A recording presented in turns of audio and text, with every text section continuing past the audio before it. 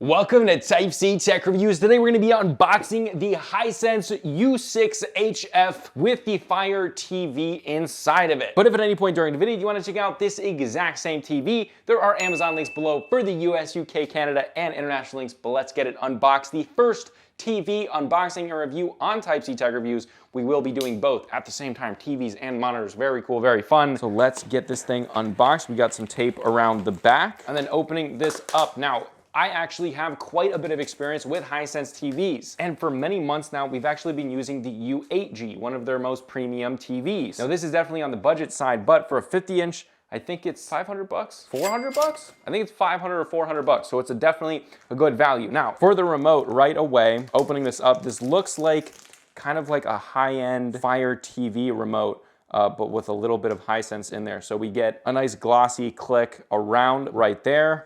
All of these buttons are rubberized and feel very nice, much more premium than your average. Then you have Hisense and the Fire TV, Disney Plus, Prime Video, Netflix, and Hulu. Those buttons I think may change. And then around back, it's very similar to your average Fire TV remote. Takes two AAA batteries. So overall, I'm impressed with this. A lot of other TVs at a similar price point are definitely gonna have a cheap remote. So I do like this. It also feels nice and heavy without any batteries in it. All right, but then unboxing here, we have a little bit of tape holding this in, and then we have the stand, which I believe is plastic. So I'm actually wrong. This part is actually metal, and it looks like this part is plastic. So they have kind of a metal and plastic design, but we have integrated cable management, which I do appreciate. Then the other part of the stand on the other side, and then lifting this off. Actually, there's a little bit of a bag down here. So lifting this up, we've got the power cable, two AAA batteries for that remote, which is fantastic, and then some screws probably for that stand. So you are gonna need a Phillips head screwdriver. All right, and then lifting this off, there is the panel right there. Now, a lot of TVs will have a lift off base. I do not believe, yeah, this one does not have that, so you kind of have to lift this out, but it's not too heavy, so we should be able to do that. Hopefully the camera's in the right place, but we're gonna lift this out. First, we're gonna lift off these pieces. All right, and then lifting up and then setting it down. Overall, it's actually fairly light and it was pretty easy to get it out of the box. Let's get the plastic off of it right away. And there we go, all of the plastic is removed and getting the rest of the plastic pieces. All right, and there I think is the majority of all of the plastic. So let's get these feet put on there. All right, so just line these up, put them in, and I think they're actually equal. I don't think you can get them backwards, and then all you gotta do is just screw them in. All right, and doing the same thing on the other side. All right, and just like that, we have it completely set up. That was under 10 minutes from getting the box to getting it out. So that's actually a very easy unboxing experience. Let's get it on the TV stand and check it out. All right, and lifting this up, you might even be able to put this on yourself. All right, plugging in the power, it goes over here on this, that would be the right side. So just take this and then plug it right in there, and then cable management down through that right there. Very easy, very simple. And honestly, this is a very easy TV to set up if you want it in your kid's bedroom, if you're a college student, or if you just want to upgrade your TV. This is going to be a very easy, simple one to do. It's so light, cable management is basic, but it's very well laid out. All right, so right away, gonna be careful not to puncture any of these batteries,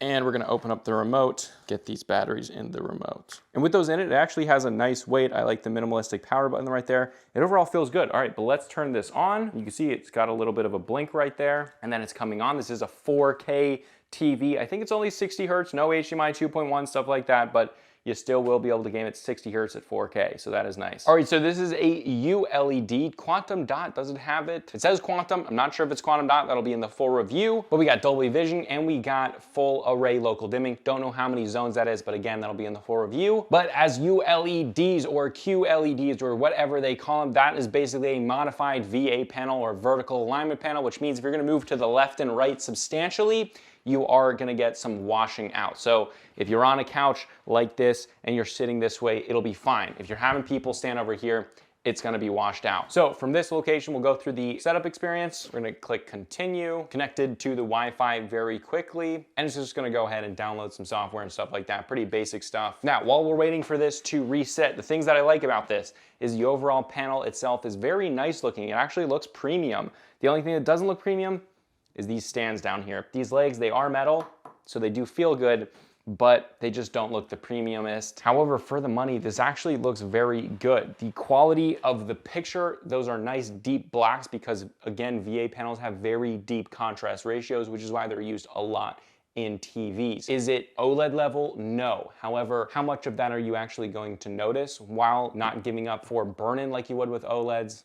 I don't know, but at this price point, you're not gonna be comparing to OLEDs anyway, but even at this budget price, you still will get very good deep blacks, which is nice. All right, guys, now it is fully booting up. I believe the updates took about 5 to 6 minutes, so actually not that long compared to TCL and other Hisense TVs with the other operating system that's not Fire TV. It did take a little bit longer, so this one was fairly easy and quick to set up, although it still is loading, so we will see. We also do have that red LED on the bottom. It does look a little bit budget. You can kind of see where the light comes through, not quite as diffused as some higher end stuff. And it looks like it's going through and just finishing up some updates. So I'd say probably 8 to 10 minutes, that's what you can count on for updates after you get it unboxed and plugged in. All right, guys, and obviously you use the Amazon to connect it to your Amazon account for the Fire TV. And there it goes, welcoming you, continue. They do have parental controls. That's a Fire TV thing. And then boom, there you got your Fire TV. I'm gonna sit down so I can get the best image quality possible. And overall, it's actually nice and bright,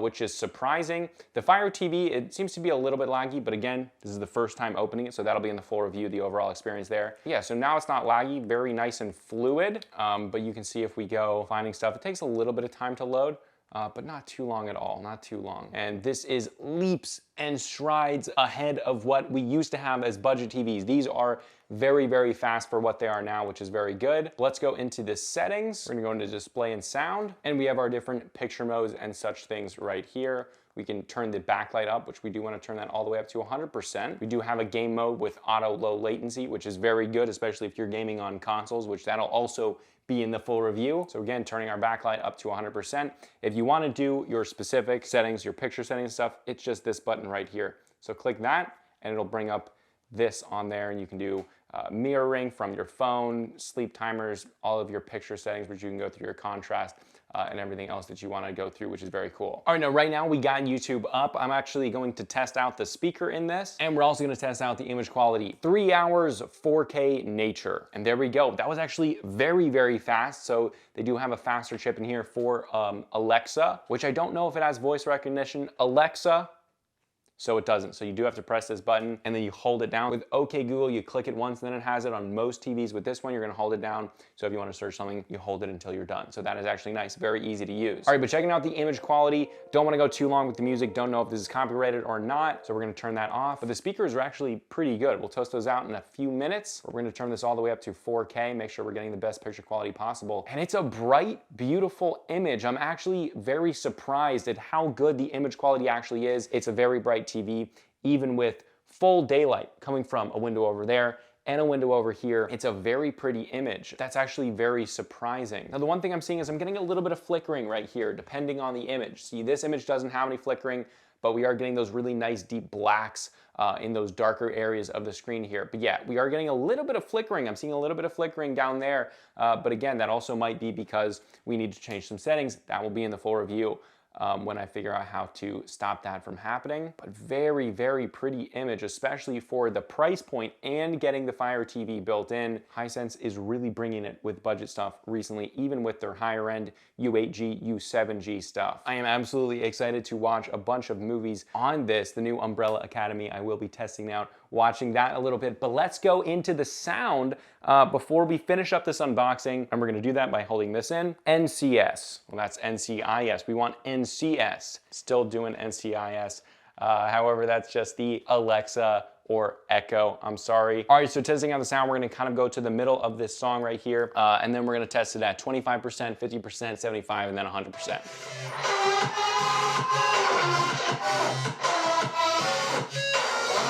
At 25%, that's pretty much too loud. Not very much bass, but it's pretty much too loud for me. We'll turn it up to 50%, but it's gonna get loud.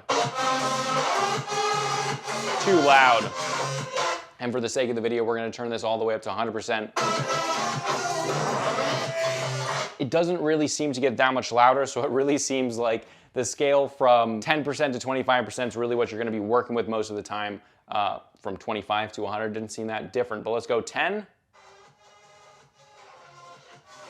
Each step is very big there.